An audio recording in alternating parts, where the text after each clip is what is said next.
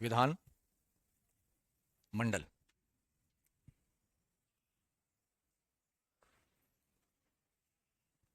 देखो विधानमंडल जो है, इसकी अगर अपन बात करें तो भारतीय संविधान का अनुच्छेद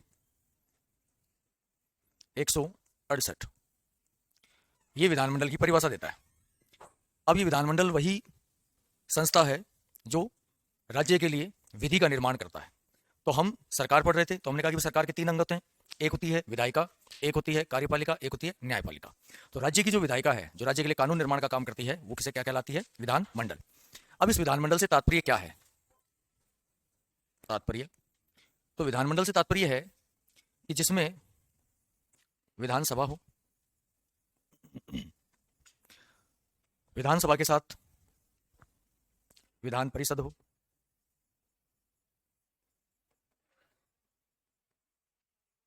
और जब इन दोनों में, ये 2 सदन हैं, इन दोनों में जब जुड़ जाए राज्यपाल, तो ये तीनों घटक मिलकर किसका निर्माण करते हैं? विधानमंडल का निर्माण करते हैं।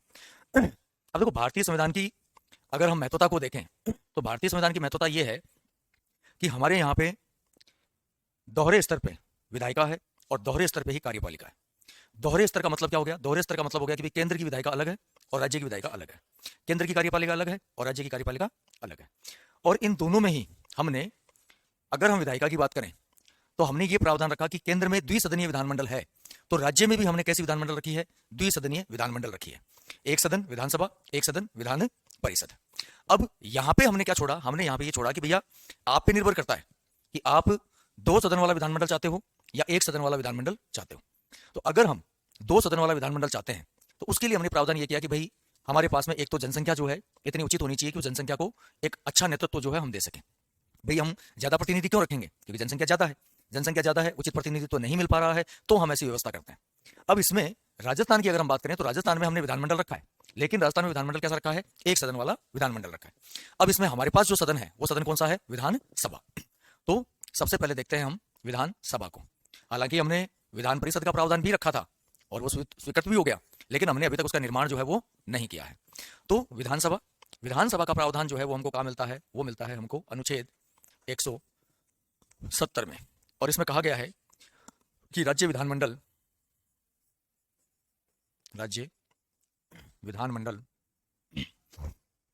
का प्रथम सदन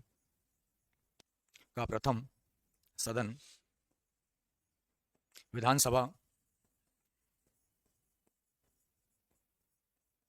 होगा, जिसमें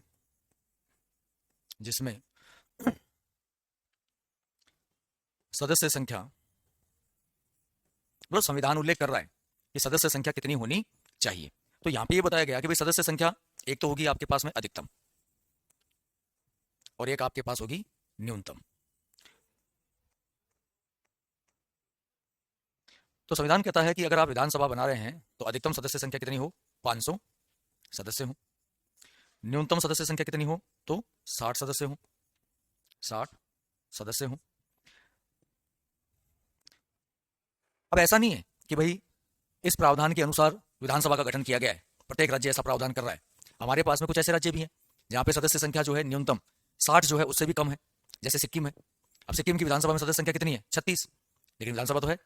अब सिक्किम में जनसंख्या ही क्या है? कम है। सिक्किम की जनसंख्या अगर आप देखोगे तो लगभग 6.5 लाख थी 2011 में, तो 21 में मान लो कितनी बढ़ गई होगी? 7 लाख मान लो, 7 ही मान लो मैक्सिमम। तो अगर हम बात करें तो 2011 की जनगणना के अनुसार भारत का एकमात्र ऐसा राज्य है जिसकी जनसंख्या 10 लाख से कम है।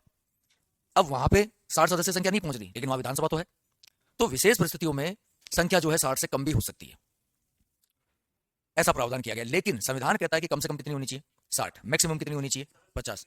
जनसंख्या पर निर्भर करती है। हाँ, आप जो भी विधानसभा क्षेत्र घोषित करते हो या आप जो भी सांसद क्षेत्र घोषित करते हो, उसमें एक प्रतिनिधि जो है वो एक निश्चित जनसंख्या का नेतृत्व करता है। तो जनसंख्या के आधार पर हम जो है क्षेत्रों का क्या करते हैं? परिसीमन करते हैं। तो आपने कई बार देखा होगा कि आपका गांव जो है या आपका जो क्षेत्र है वो किसी अलग विधानसभा में आ रहा है और आपके जस्ट पास वाला जो गांव है वो किसी अलग विधानसभा क्षेत्र में आ रहा है। वो क्यों हो रहा है? क्योंकि वो जनसंख्या को बैलेंस करने के लिए। इसी को हम कहते हैं परिसीमन। तो भारतीय संविधान का अनुच्छेद 82 जो है 82, जो परिसीमन आयोग का उल्लेख कर रहा है, उसका काम यही है कि जनगणना के आधार पर क्षेत्रों का परिसीमन करना, सीमा निर्धारित करना। तो ये है एक सामान्य इसकी जानकारी। अब ये जो सदन है कौन सा? विधानसभा। इस विधानसभा सदन के जो संबोधन है, अन्य संबोधन, इन संबोधनों में इन्हें क्या कहा जाता है? तो एक तो ये कहलाते हैं प्रथम सदन। विधानसभा क्या है? प्रथम सदन है। विधानसभा क्या है? निम्न सदन है। विधानसभा क्या है? अस्थायी सदन है। विधानसभा क्या है? लोकप्रिय सदन है। सबका अपना महत्व है शब्दों का। विधानसभा जनप्रतिनिधि सदन है। जनप्रतिनिधि सदन है। विधानसभा क्या है? विधानसभा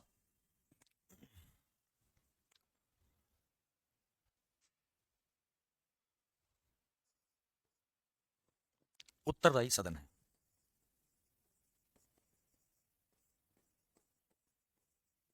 या हम कहें तो बहुमत वाला सदन है।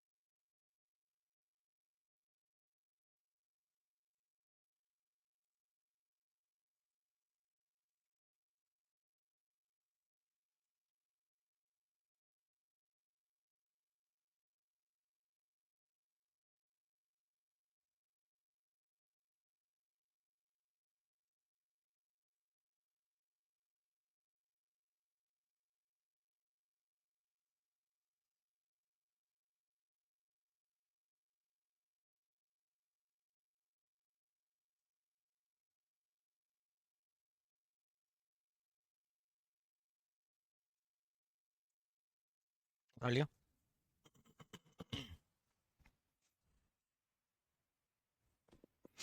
अब देखो, ये जो सदन है, इस सदन का निर्माण कैसे होता है, ये सदन कैसे बनता है, और ये जो इसके संबोधन दिए गए हैं, इन संबोधनों के पीछे के तथ्य क्या हैं। अगर हम इसे प्रथम सदन कह रहे हैं, अगर हम इसे निम्न सदन कह रहे हैं, अगर हम इसे अस्थायी सदन कह रहे हैं, इसे अगर लोकप्रिय सदन कहा जा रहा है, तो उसके पीछे का आधार क्या है कि इन्हें यह संबोधन दिया गया है। सबसे पहले देखते हैं हम इस सदन के लिए योग्यता। अगर आपको एक विधायक बनना है तो योग्यता क्या हो? योग्यता में पहली योग्यता है कि वो भारत का नागरिक हो। नागरिक हो। दूसरी योग्यता, आयु 25 वर्ष पूर्ण हो। और तीसरा, जनप्रतिनिधि अधिनियम 1951 की शर्तों को पूर्ण करता हो। पूर्ण करता हो। अब देखो, चुनाव प्रक्रिया जो होती है, उस चुनाव प्रक्रिया में हम सुधार करते हैं, और सुधार करने के लिए कई समितियां बनाते हैं। हर समिति अध्ययन करती है परिस्थितियों का, और अध्ययन करके अपनी सिफारिश देती है। जैसे तारकुंडे समिति, जैसे दिनेश गोस्वामी समिति, ये वो समितियां हैं जिन्होंने अध्ययन किया। अब दिनेश गोस्वामी समिति ने कहा कि भाई, अगर विधानसभा या लोकसभा का चुनाव अगर आप करवा रहे हो, तो जो प्रतिनिधि होता है उसकी जमानत राशि बढ़ा दो। कारण कि अब हर कोई मुंह उठाता है, चुनाव लड़ लेता है। भाई, आपको चुनाव लड़ने के लिए समर्थक चाहिए, और एक आदमी जिसके पास पैसा है या नहीं भी है, तो उसके पास में 10 से 15 लोग तो ऐसे मिल जाएंगे जो उसके समर्थन में होंगे। कोई बड़ी बड़ी बात तो है नहीं। अब ये मिनिमम समर्थक उसके पास में है, तो वो निर्दलीय चुनाव लड़ सकता है। अब अगर आप उसकी एक निश्चित राशि तय कर देते हो कि भाई तेरी जमानत राशि जो है वो 5,000, 3,000 या 2,500 रुपए जो भी आप तय कर रहे हो ये आपके पास में है, तो एक ऐसी जमानत राशि होनी चाहिए जिससे चुनाव आयोग पे जो है एक बर्डन जो है आर्थिक रूप से वो नहीं पड़े। क्यों? क्योंकि देखो पैसा खर्च होता है, मशीनरी लगती है, टीचर्स लगते हैं, सिक्योरिटी लगती है, सिक्योरिटी के अंदर पैरामिलिट्री फोर्स है, आपकी पुलिस फोर्स है, आपकी अदर मशीनरी जो है वो काम करती है, तो उसको क्या कर देना पड़ता है, हमको तनख्वाह देनी पड़ती है, हमको उसे भत्ता देना पड़ता है। तो आपको क्या लग रहा है कि चुनाव होते हैं तो ये सारे कर्मचारी जो है ये फोकट में थोड़ा काम कर रहे हैं, पैसा मिलता है इनको, भत्ता मिलता है इनको। अब वो पैसा जो है वो कहाँ से कवर होगा? अब इन उम्मीदवारों की अगर हम बढ़ा देंगे जमानत राशि तो वो पैसा काम आ जाएगा उसमें, फिर इससे थोड़ा नियंत्रण भी होगा। हर कोई मुंह उठा के चुनाव लड़ने की नहीं सोचेगा, भाई आज 5,000 रुपये बड़ी बड़ी बात तोड़ना है, 5,000 रुपये मैंने दे दिए, 10 से 15 के 50 लोग मैं बड़े कर दूंगा, ठीक है सब चुनाव लड़ रहे हैं, चाहे भले मेरे पास वोट आखिरी में 3 ही आ रहे हैं लेकिन मैं चुनाव लड़ रहा हूँ। तो आपने कई लोग ऐसे देखे होंगे उनके घर वाले उनको वोट नहीं देते, लुगाई खुद नहीं देती है लेकिन चुनाव लड़ते हैं वो। तो इससे क्या है कि एक लोकतंत्र की गरिमा जो है ना वो धूमिल हो जाती है। भाई लोकतंत्र का मतलब क्या है? लोकतंत्र का मतलब है कि भाई आपके पास में एक जन बहुमत होना चाहिए, आपके विचारों में, आपके जो सिद्धांत है उनमें इतनी ताकत हो कि आपके जो अनुयायी हैं वो आपके लिए किसी भी सीमा तक, मतलब ऐसे नहीं कि मार काट, किसी भी सीमा का मतलब यह है कि आपकी विचारधारा को किसी भी सीमा तक उल्लेखित करें, प्रचारित प्रसारित करें, ऐसे आपके पास में अनुयायी होने चाहिए। अब यहाँ पे जनप्रतिनिधि अधिनियम जो है इसमें अगर आप देखोगे तो इसमें ये कहा गया कि भाई लाभ के पद पे नहीं होना चाहिए, दिवालिया या पागल नहीं होना चाहिए, आपने जो भी जानकारी अपनी दी उस जानकारी में आप इतने सटीक होने चाहिए कि उसमें किसी प्रकार की कोई भी भ्रम फैलाने वाली जानकारी नहीं हो। जैसे मेरे से पूछा, मैं चुनाव लड़ रहा हूँ या आप चुनाव लड़ रहे हो, तो आपका नाम क्या है, आपके परिवार में सदस्य कितने हैं, आपका निवास स्थान क्या है, आपकी एजुकेशन क्या है, आपकी संपत्ति क्या है, फिर आपका व्यवहारिक चारित्रिक उल्लेख कि भैया आपने अपने जीवन के अंदर कौन कौन से काम किए, कोई ऐसा काम किया जिससे आप न्यायालय में गए हो, न्यायालय में गए तो किस काम के लिए गए, क्या आरोप है आपके ऊपर, आप पे जो आरोप है उसके लिए आपको क्या सजा दी गई है। अब ऐसे नहीं कि भाई आपके ऊपर आरोप तो लगे हुए हैं दहेज प्रताड़ना के और आप ये बता रहे हो कि साहब मैं तो राजद्रोह का मुकदमा लगा था, आप पे आरोप तो लगा हुआ है चोरी छेड़ने का और आप ये कह रहे हो कि साहब मैं तो सामाजिक सुधार कार्यकर्ता के रूप में गया था, सरकार ने मेरे ऊपर जो है वो दंगा भड़काने के वो लगा दिए। तो आप ये बताओ कि आप पे एक्चुअल में आरोप क्या है, वो सही जानकारी आपके पास में होनी चाहिए। इसमें अगर आप किसी प्रकार का भ्रम, झूठी जानकारी अगर आप देते हो तो आपके विरुद्ध जो है वो कार्रवाई की जा सकती है। ये होता है जनप्रतिनिधि अधिनियम 1951। इससे क्या होता है कि जनता को भी पता रहता है कि हमारा जो उम्मीदवार है इस उम्मीदवार का व्यवहार चरित्र कैसा है। नहीं तो क्या होगा, नहीं तो दुनिया के सामने तो आप क्या, एक चेहरा अलग होता है और वास्तविकता में आपका चेहरा एक अलग होता है। अब दुनिया के सामने तो हम क्या है, ओहो भाई साहब नतमस्तक, कि मेरे से बड़ा तो संत कोई है ही नहीं, और पीछे पता पड़ा कि भाई जी ये तो अपने काका की जमीन ही खा गया, तो तुम्हारी क्या छोड़ेगा। तो जनप्रतिनिधि अधिनियम के अंदर उसका जो चारित्रिक उल्लेख है वो भी विश्लेषित किया जाता है। ये सारी चीजें इसमें आती हैं। फिर इसके बाद में देखते हैं निर्वाचन। निर्वाचन जो है वो होता है प्रत्यक्ष रीति से, प्रत्यक्ष रीति से। प्रत्यक्ष रीति का मतलब क्या होता है? अब देखो हमारे पास में कुछ ऐसे पद हैं जिनको हम खुद चुनते हैं। प्रत्यक्ष निर्वाचन का मतलब है कि जब उम्मीदवार को उसके मतदाता प्रत्यक्ष रूप से चुने, तो आप प्रत्यक्ष रूप से किसको चुन रहे हो? आप अपने पंच के चुनाव में भाग लेते हो, अपना पंच चुनते हो, आप अपना सरपंच चुनते हो, आप अपना उप सरपंच चुनते हो क्या? उप सरपंच नहीं चुनते। उप सरपंच कौन चुनता है? जो चुने हुए पंच हैं वो अपने में से चुनते हैं उप सरपंच को। क्या हम प्रधान चुनते हैं? हम चुनते हैं डेलीगेट। पंचायत समिति के क्या चुन रहे हैं? डेलीगेट चुन रहे हैं। वो किसको चुन रहे हैं? वो चुन रहे हैं प्रधान को और उप प्रधान को। क्या हम जिला प्रमुख को चुनते हैं? नहीं, हम जिला प्रमुख के लिए हम जिला परिषद के पार्षद चुनते हैं। वो चुन रहे हैं किसको? जिला प्रमुख को। क्या हम पंचायत समिति का अध्यक्ष चुन रहे हैं? लेकिन क्या हम एमएलए चुन रहे हैं? क्या एमएलए तो चुनते हैं हम। क्या हम एमपी चुन रहे हैं? क्या चुनते हैं। लेकिन क्या राज्यसभा एमपी चुन रहे हैं? क्या हम नहीं चुन रहे। तो जिनको हम डायरेक्ट चुन रहे हैं, जिनके चुनाव में मतदाता का प्रत्यक्ष रूप से अगर हस्तक्षेप है, सम्मेलन है या उसकी खुद की उपस्थिति है तो हम उसको कहते हैं प्रत्यक्ष रीति। तो आप एक विधायक को खुद चुनते हो तो वो क्या हो गया? प्रत्यक्ष रीति हो गई। अब ये जो निर्वाचन है जो प्रत्यक्ष रीति से किया जाता है, इसमें सार्वभौमिक वयस्क मताधिकार जो है, वयस्क मताधिकार, इसको शामिल किया जाता है। अब सार्वभौमिक वयस्क मताधिकार क्या है? भारत के जो निर्वाचन क्षेत्र हैं उनकी जो निर्वाचन नामावलियां हैं, उन निर्वाचन नामावलियों में आप नामजद होने चाहिए, क्योंकि इनको संशोधित किया जाता है समय समय पर। अब इनमें अगर आप नामजद हो, सूचीबद्ध हो और आप किसी भी धर्म से, किसी भी जाति से, किसी भी क्षेत्र से, किसी भी लिंग से, किसी भी समुदाय से, किसी भी पंथ से आप संबंधित हो सकते हो। आपकी आयु क्या होनी चाहिए? 18 वर्ष पूर्ण होनी चाहिए। अब मतदान जो होता है आपका मूल अधिकार नहीं है। मतदान क्या है? मतदान हमारा कानूनी अधिकार है, मतदान हमारा वैधानिक अधिकार है। अब क्या मतदान से किसी को वंचित किया जा सकता है? क्या किया जा सकता है। मान लो कोई व्यक्ति पागल है, अब एक पागल आदमी जो है वो क्या मत देगा? उसकी खुद की बौद्धिकता है क्या? मतदान लोकतंत्र का मतलब यह है कि जब आप खुद अपनी बौद्धिकता से अपने उम्मीदवार को चुनो, उसके मतदान में भाग लो। अब एक पागल है, उस पागल को पता ही नहीं है कौन उम्मीदवार है, तो ये अपने मत का सुचारू प्रयोग कर पाएगा क्या? नहीं कर पाएगा। अब आप उसको कहोगे साहब तेरे को यहाँ मत देना है, ठीक है, वो उस टाइम तो हाँ भर देगा, ठीक है दे दूंगा। अब मान लो कि वो मत देने गया, उस टाइम चक्री फिर गई उसकी, अब वो क्या करेगा? सारे इकट्ठे दाब देगा वहां पे, या फिर वो ये क्या करेगा कि वहां पे वो मतदान में अव्यवस्था उत्पन्न कर देगा। इसीलिए आप देखते हो कि जब कभी भी मतदान होता है तो मत क्षेत्र का जो नेतृत्व करता होता है, मुखिया जो होता है, जो उस पर्टिकुलर आपके जो पोलिंग बूथ जो है उसका इंचार्ज है, वो ये देखता है कि भाई कोई ऐसा उपद्रवी व्यक्ति तो नहीं है जो अव्यवस्था उत्पन्न कर रहा है। तो एक शराबी है, एक नशेड़ी है, क्या वो पागल से कम है क्या? तो उसको क्या करेंगे? उसको बड़े सम्मान के साथ गाड़ी में बैठाएंगे और ये दूर जाके छोड़ आएंगे, इतनी दूर जाके छोड़ के आएंगे कि जब मतदान पूरा हो जाए तब वो पहुंचे। ऐसी जगह छोड़ के आएंगे जहां ट्रांसपोर्टेशन नहीं है। करते हैं कि नहीं करते? वो इसीलिए करते हैं। तो एक पागल है, उसको रोक दिया जाए। अब मान लो कि आपकी विचारधारा लोकतंत्र में है ही नहीं, आप लोकतंत्र को मानते ही नहीं हो, तो आपको प्रतिबंधित किया जा सकता है। या आप दुश्मन देश में अपनी श्रद्धा रखते हो, आप रहे यहाँ रहे हो, खा यहाँ कर रहे हो, और आपको नहीं भाई पाकिस्तान बहुत बढ़िया चीज है, बांग्लादेश बहुत बढ़िया है, चाइना बहुत बढ़िया है, तो आपको मतदान क्यों करने दिया जाएगा भाई? आपको रोका जाएगा।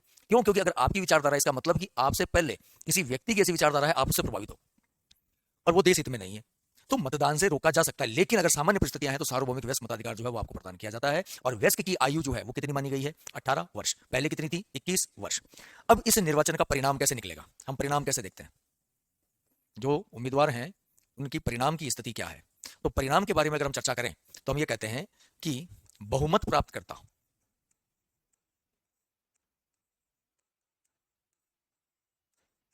क्या है? विजेता है। इसे कहा जाता है फर्स्ट पास्ट दी पोस्ट। क्या कहते हैं इसको? First past the post. बहुमत का शासन। जो सबसे ज्यादा मत लाएगा वो क्या है? विजेता है। जिसके पास सबसे ज्यादा वोट है वो विजेता है। जैसे एक विधानसभा क्षेत्र में उम्मीदवार हैं ए, बी, सी, डी। मान लो इस क्षेत्र में मतदाता है 100, इन्होंने मतदान किया मान लो 95 वैध मत है, 5 मत हो गए खारिज। ए जो है ये लिया है 27, भाई साहब लाए 25, सी जो है ये लाए 23, डी जो है ये लिया है 24। अब आप ये देखो सबसे ज्यादा वोट किसके पास है? ए के पास। लेकिन आप ये देखो कि इस ए के विरोधी कितने हैं? 25, 23, 24, जोड़ लो इनको। तो अगर आप देख रहे हो तो लगभग 70 से ज्यादा लोग तो उसके विरोधी हैं, लेकिन वोट कितने लाया? 27। विजेता कौन हो गया? ये हो गया, क्योंकि सबसे ज्यादा वोट इसके पास है। अब यहाँ ये नहीं देखा जा रहा कि भाई इसके विपक्ष में कितने लोग हैं। देखा जाए तो इसके विपक्ष में तो इतने लोग हैं। अब ये लोकतंत्र का नेतृत्व तो कैसे करेगा? इतने लोग तो उसको मानते ही नहीं है। मान तो खाली 27 लोग रहे, लेकिन चूंकि इस श्रेणी के अंदर सबसे ज्यादा वोट किसके पास है? इसके पास। तो लोकतंत्र के अंदर एक सबसे बड़ी समस्या ये भी है, विरोधी बहुत होते हैं, लेकिन उसके बावजूद सबसे ज्यादा वोट लाने वाला क्या हो जाता है? विजेता हो जाता है। तो यहां पे इसी को कहा जाता है कि जो सबसे पहले आगे निकल गया, फर्स्ट पास्ट दी पोस्ट, वो क्या है? वो आपका विजेता है। फिर बात करते हैं कि इनका कार्यकाल।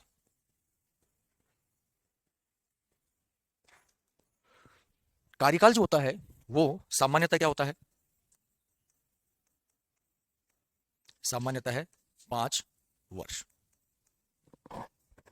सामान्यतः क्या है? 5 वर्ष। अब तो कोई फर्क नहीं पड़ता 27-27 भी हो तो।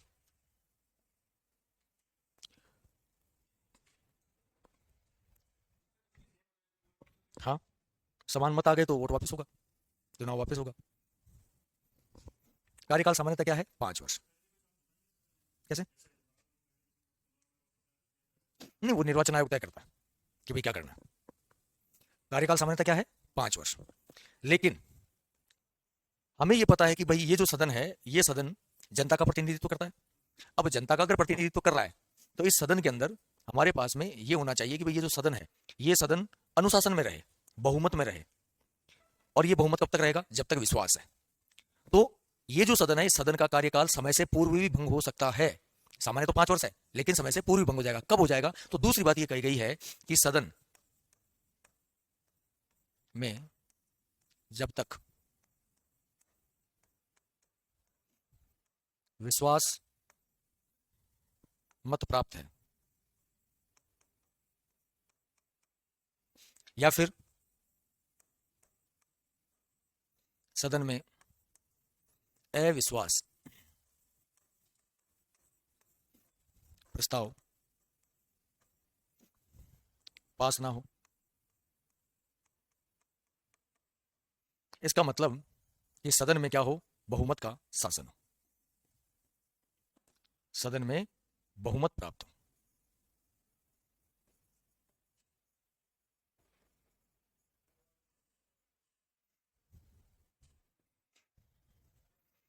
सदन में क्या हो, बहुमत प्राप्त हो। किसके बारे में बता रहा हूं, विधानसभा चल रही है, विधानसभा के बारे में चर्चा हो रही है। आरती जी, जो टॉपिक चल रहा है उसके बारे में तो बात करेंगे, और किसके बारे में बताएंगे, मेरे बारे में तो जान के करोगे क्या।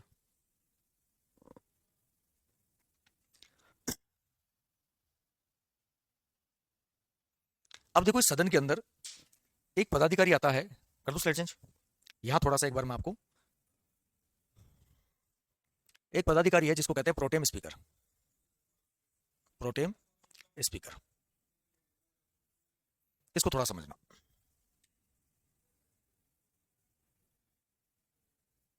हाँ बिल्कुल, विधानसभा को भंग करना विधायी शक्ति में भी है, स्वयं विवेक की शक्ति में भी है, अभी बताएंगे कैसे।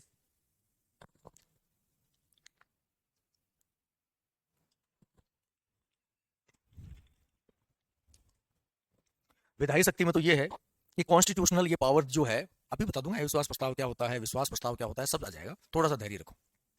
कॉन्स्टिट्यूशनल ये पावर दी गई है राज्यपाल को कि वही कह सकता है कि भंग, फिर परिस्थिति देखी जाती है। तो स्वयं विवेक का मतलब है कि परिस्थिति क्या है जिसमें विधानसभा को भंग किया जाए। तो ये तो हो गई उसका एनालिसिस राज्यपाल का, कि वो परिस्थिति को जांच रहा है, भांप रहा है, ठीक है। एक उसके पास में ऑथेंटिसिटी है कि वही भंग कर सकता है। समझ गए दोनों में डिफरेंस, आगे समझ में आ जाएगा। मान लो ये विधानसभा है और इस विधानसभा में हमको करवाने हैं चुनाव, और हमें पता है कि राजस्थान विधानसभा में सीटें कितनी हैं, 200। अब ये 200 सीटें ऐसे नहीं है कि जब गठन हुआ तो 200 सीटें आ गई थी ना। अगर आप शुरुआत देखोगे तो पहली विधानसभा में आपके पास सीटें हैं 160, दूसरी और तीसरी विधानसभा में आपके पास सीटें हैं 176, चौथी और पांचवी विधानसभा में आपके पास सीटें हैं 184। 200 सीटें तो छठी विधानसभा में आके हो रही है, इससे पहले नहीं है। जनसंख्या बढ़ रही है, उसके आधार पर सीटें बढ़ रही हैं। पहले जो जनसंख्या थी आपके पास प्रतिनिधित्व कितना, 160, दूसरी तीसरी में कितना, 176, फिर चौथी पांचवी में कितना, 184, छठी में कितना, 200। अब मान लो कि विधानसभा के चुनाव घोषित करें, परीक्षा में आए तो कौन सा करना है, अरे भैया परीक्षा में पूछेगा वो कि विधानसभा भंग करने की शक्ति किसके पास है, तो आप कहोगे साहब राज्यपाल के पास है, ठीक है। वो आपसे पूछेगा विधानसभा भंग करना ये शक्ति राज्यपाल की कौन सी शक्ति है, तो आप ये बताओगे कि भैया उसमें ऑप्शन में क्या है, तो ऑप्शन में कर दे रखा है कि विधायिका है, दूसरे में दे रखा है स्वयं विवेक की शक्ति है, तीसरे में देगा वो विधायिका व स्वयं विवेक की शक्ति दोनों, चौथे में वो दे देगा नहीं, तो दोनों साथ देगा, या फिर एक एक देगा। अगर उसने विधायिका दे दी तो स्वयं विवेक नहीं देगा, स्वयं विवेक दे दी तो विधायिका नहीं देगा। समझ गए, पीडीएफ नहीं निकलेगी, नोट्स बनाने पड़ेंगे, हाथों को कष्ट देना पड़ेगा। अब इस विधानसभा के चुनाव हुए तो विधानसभा में कुछ उम्मीदवार आए, हाँ ऐसा ही प्रावधान है ना, ना ना ना ना, अभी देखो, अभी रुको रुको बताता हूँ।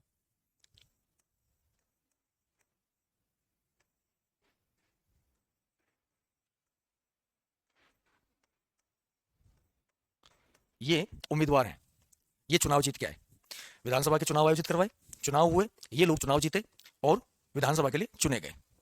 अब ये जो विधानसभा है जिसमें सदस्य चुन के आए, अब राज्यपाल क्या करता है, राज्यपाल इन चुने हुए सदस्यों में से, ये जो सदस्य चुने गए हैं इन चुने हुए सदस्यों में से वो ये देखता है कि भाई कौन सा सदस्य है जो सबसे ज्यादा अनुभवी है और कौन सा सदस्य है जो अनुभव के साथ साथ सीनियर है। हमें ये मानना है कि हमारा जो आयु वर्ग होता है उसमें आप जैसे जैसे आयु वर्ग में बढ़ते जाओगे तो आपकी बौद्धिक क्षमता परिपक्व होती जाएगी। दूसरा, आप जितने लंबे समय के लिए राजनीतिक संपर्क में रहोगे तो आपका अनुभव भी क्या होगा, ज्यादा होगा। भाई एक तो 1 साल हुए राजनीति में, एक को 10 साल हो गए राजनीति करते, अनुभव किसका ज्यादा है, 10 साल वाले का। एक बार चुनाव जीता है, एक 8 बार चुनाव जीत गया, अनुभव किसके पास में ज्यादा है, 8 बार वाले के पास। तो मान लो कि भाई साहब ये जो है, ये इस विधानसभा में जो सदस्य चुन के आए उसमें सबसे ज्यादा अनुभवी है और सीनियर मोस्ट भी है, तो राज्यपाल इनको बुलाएगा कि भाई साहब आप आओ। अब इनको राज्यपाल क्या करेगा, इनको राज्यपाल प्रोटेम स्पीकर नियुक्त करेगा और शपथ भी दिलाएगा। अब ये क्या हो गए, प्रोटेम स्पीकर हो गए, इन्होंने शपथ ग्रहण कर ली। ये अस्थायी प्रावधान है। अब इसका काम क्या है, इसका काम है कि पीछे जो बच गए इन सब लोगों को सदन की सदस्यता ग्रहण करवाना। किसकी सदस्यता ग्रहण करवा रहा है, सदन की। अब इन सब ने सदन की सदस्यता ग्रहण कर ली, ये तो ऑलरेडी सदस्य की भूमिका निभा चुका ना, क्यों, क्योंकि उसको राज्यपाल शपथ दिला चुका। अब राज्यपाल जब इसको शपथ दिला चुका तो ऑलरेडी सदन का सदस्य है, तो इसको तो अलग से कुछ करना नहीं पड़ेगा। अब जैसे ही इन सबको इसने सदन की सदस्यता दिलवाई, वैसे ही ये सारे के सारे सदस्य क्या करेंगे, अपने में से किसी को अध्यक्ष या उपाध्यक्ष चुनेंगे। क्या चुनेंगे? अध्यक्ष और उपाध्यक्ष चुनेंगे। अब मान लो कि अध्यक्ष और उपाध्यक्ष चुनने के लिए उम्मीदवारों ने अपने नाम भेजे। मान लो प्रोटेम स्पीकर ने भी अपना नाम भेज दिया और मान लो प्रोटेम स्पीकर को अध्यक्ष चुन लिया गया। तो यहां पे प्रोटेम स्पीकर का पद जैसे ही सदन के सदस्य अपने में से अध्यक्ष उपाध्यक्ष चुनते हैं, प्रोटेम स्पीकर का पद ऑटोमेटिक क्या हो जाता है? जीरो। स्वतः ही क्या हो गया? शून्य हो गया। समझ में आया? नहीं आया? ये सदन है। इस सदन में सबसे अनुभवी मान लो ये भाई है, ये राज्यपाल है। इसने कहा कि भाई आप आओ, मैं आपको प्रोटेम स्पीकर नियुक्त कर रहा हूं। तो प्रोटेम स्पीकर नियुक्त किया, शपथ दिला दी। शपथ दिला रहा है, इसका मतलब सदन की सदस्यता मिल गई, तभी तो इस सदन का अस्थायी अध्यक्ष है। अब ये क्या करेगा? इसका काम क्या है? इस पद का काम ये है कि जो पीछे बच गए इन सबको इन सदन की सदस्यता दिलवाना। इसने सबको बुलाया, सदन की सदस्यता दिलवाई। सदन की जब सदस्यता दिलवाई, फिर एक आदेश जारी हुआ कि भैया अध्यक्ष उपाध्यक्ष के चुनाव होने हैं, जो भी अपने आप को योग्य समझता है वो अपना नाम भेज दो। ठीक है, नाम भेज दिया, उस भाई ने भेज दिया, इस भाई ने भेज दिया। मान लो प्रोटेम स्पीकर भी भेज दे कि साहब मैं भी अध्यक्ष बनना चाहता हूँ। वोटिंग होगी, वोटिंग होगी, ज्यादा वोट लाएगा वो चुन लिया जाएगा। अब जैसे ही अध्यक्ष चुना गया, मान लो भाई अध्यक्ष चुना गया, वैसे ही इसका काम क्या है? खत्म, क्योंकि सदन का स्थायी अध्यक्ष आ गया। अब इस भाई का काम खत्म। लेकिन ये सदन का सदस्य तो है, तो सदस्य तो रहेगा, लेकिन प्रोटेम स्पीकर का प्रावधान क्या हो गया? जीरो हो गया। वोटिंग सदन के सदस्य करेंगे ये वाले। हाँ, ये भी करेगा, ऐसा नहीं है। क्यों? क्योंकि भाई ये भी तो एक सदस्य तो है ही के, मुखिया तो ये भी चुनेगा ही अपना, तो वोट तो ये भी करेगा। लेकिन चुना जैसे ही गया स्थायी, वैसे ही ये क्या है? अस्थायी प्रावधान है। ये क्या हो गया? शून्य। अब मुख्यमंत्री नियुक्ति इन्हीं में से होगी, कोई जरूरी नहीं है कि सदन का सदस्य हो। ऐसा भी हो सकता है कि सदन का सदस्य नहीं है, फिर भी मुख्यमंत्री नियुक्त कर दिया जाता है, लेकिन उसे 6 महीने के भीतर भीतर सदन की सदस्यता प्राप्त करनी होती है। तो प्रोटेम स्पीकर जो है, एक तो ये प्रावधान हमने लिया कहां से? ये प्रावधान लिया हमने फ्रांसीसी संविधान व्यवस्था से। फ्रांसीसी संविधान व्यवस्था से। प्रोटेम स्पीकर पद कैसा है? एक अस्थायी प्रावधान है।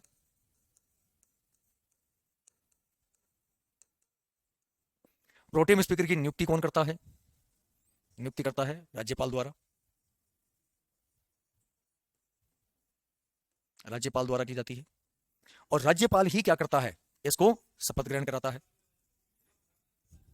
शपथ ग्रहण कराता है।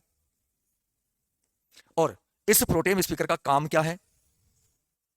कार्य, इसका कार्य है सदन के सदस्यों को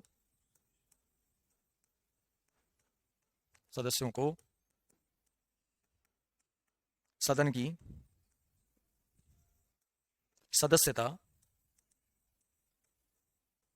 ग्रहण कराना।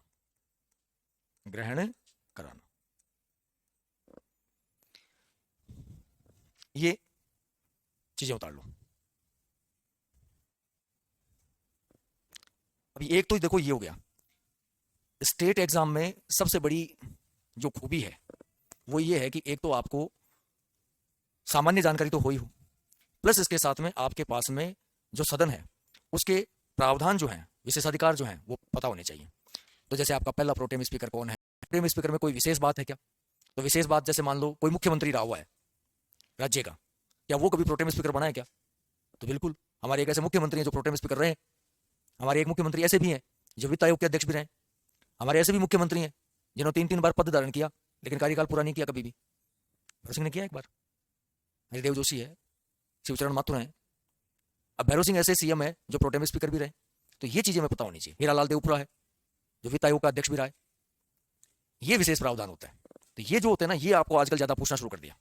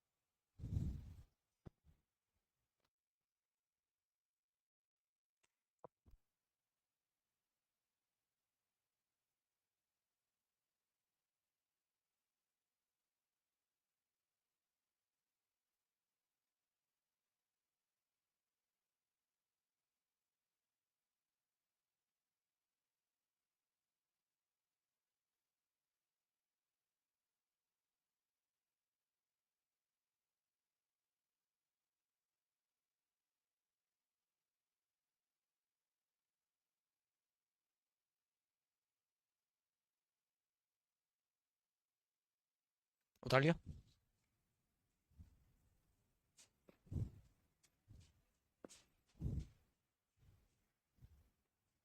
अब ये जो सदन है, इस सदन के मुखिया जो होते हैं वो मुखिया क्या कहलाते हैं? इस सदन के प्रमुख जो हैं उनका पद क्या है? तो ये जो सदन है जिसे हम विधानसभा कह रहे हैं, इसके प्रमुख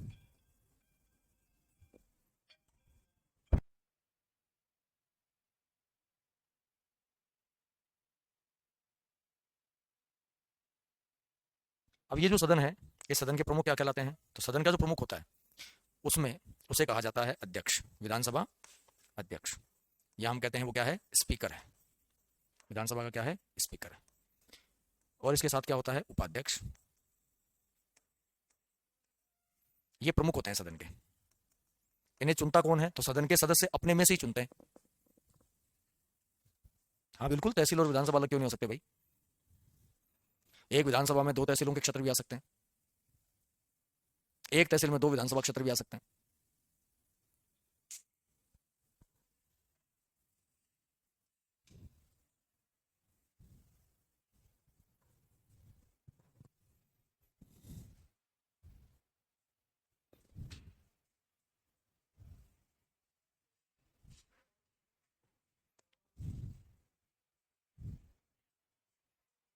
अभी विधानसभा प्रावधान अगर आपको समझ में आ जाएगा तो यहां से एक तो आपको संविधान निर्माण प्रक्रिया समझ में आ जाएगी, राज्य विधि निर्माण प्रक्रिया समझ में आ जाएगी, और एक आपको मुख्यमंत्री और मंत्रिपरिषद का जो प्रावधान है वो समझ में आ जाएगा। क्यों? क्योंकि हमारे यहाँ पे जो विधानमंडल है या जो विधायिका हमारे यहाँ कार्य करती है, उसी विधानमंडल या उस विधायिका से एक पक्ष निकलता है जो कार्यपालिका के रूप में काम करता है। तो राज्यपाल भी कार्यपालिका का हिस्सा है, लेकिन वो नाम मात्र की कार्यपालिका का हिस्सा है। मुख्यमंत्री मंत्रिपरिषद भी कार्यपालिका का हिस्सा है, लेकिन वो वास्तविक कार्यपालिका का हिस्सा है। क्यों? क्योंकि कानून निर्माण या विधि निर्माण कौन कर रहा है? तो वास्तविक रूप में विधि कौन बना रहा है? मंत्री। नेतृत्व तो कौन कर रहा है? मुख्यमंत्री। अब उनको सहयोग भले ही कौन दे रहा है? सचिव दे रहे हैं, लेकिन वो सचिव किसके अधीन है? उस मंत्री के अधीन है। अब उस विधि को मान्यता कौन दे रहा है? राज्यपाल दे रहा है। तो नाम उसका है, काम कोई और कर रहा है, इसलिए वास्तविक और नाम मात्र में हम क्या करते हैं? इसको विभाजित करते हैं। फिर जो वास्तविक कार्यपालिका है वो जो विधि बना रही है, वो विधि कैसे बना रही है? अपने लाभ के लिए? नहीं, जनता की लाभ के लिए। क्यों? क्योंकि वो नेतृत्व किसका कर रहे हैं? जनता का नेतृत्व कर रहे हैं। तो जनता उनको चुन के क्यों भेज रही है? जनता इसलिए चुन के भेज रही है कि जनता की समस्याएं हैं। जनता कह रही है भाई साहब हमारी ये समस्या है, इसके लिए कुछ करो। तो वो कैसे करें? तो वो विधि बना के करेंगे। तो यहां सिंपल सी अगर आप चीज देखो तो आप इसको अपने परिवार से जोड़ लो। आपके परिवार में क्या, आपने कहा कि यार पिताजी या माताजी जो भी आपके परिवार में, आपने कहा कि भाई ये समस्या है, तो वो क्या करेंगे? वो नियम बनाएंगे। वो नियम ही क्या है? कानून है। भाई मेरी पढ़ाई नहीं हो रही, छोटे भाई को बोलो कि भाई ये टीवी नहीं चलाए दिन में, तो पिताजी ने नियम बना दिया कि टीवी शाम को चलेगा 6 से 7 बजे तक, उससे दिन में कुछ नहीं है। अब ये नियम क्या है? कानून है, विधि है। अब इस नियम को तोड़ेगा तो योग्यता अनुसार उसको दंड मिल जाएगा। वो यहाँ पे तो राज व्यवस्था को खुद के जीवन से जोड़ लो, सारी चीजें समझ में आ जाएंगी। ठीक है, इसे आगे करेंगे अपन कल।